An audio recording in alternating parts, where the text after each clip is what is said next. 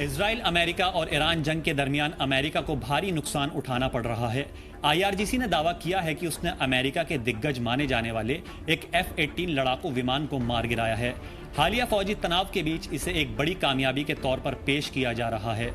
आपको बता दें कि आईआरजीसी ने पहले भी अमेरिका के F-15 जैसे लड़ाकू विमानों को मार गिराने का दावा किया था।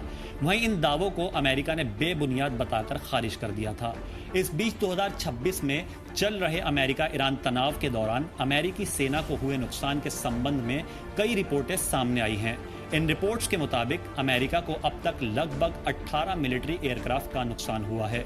एक रिपोर्ट के मुताबिक अमेरिका के 12 MQ-9 रीपर ड्रोन मार गिराए गए हैं, जो लड़ाई के दरमियान काफी अहम माने जाते हैं। हेलफायर मिसाइलों से लैस ये ड्रोन लगभग 27 घंटे तक लगातार हवा में रहने में सक्षम हैं। लेकिन ईरान की मजबूत एयर डिफेंस सिस्टम ने उन्हें रास्ते में ही रोककर खत्म कर दिया और ये नुकसान काफी बड़ा है। बता दें कि एक MQ-9 रीपर ड्रोन की कीमत लगभग 250 करोड़ आंकी गई है।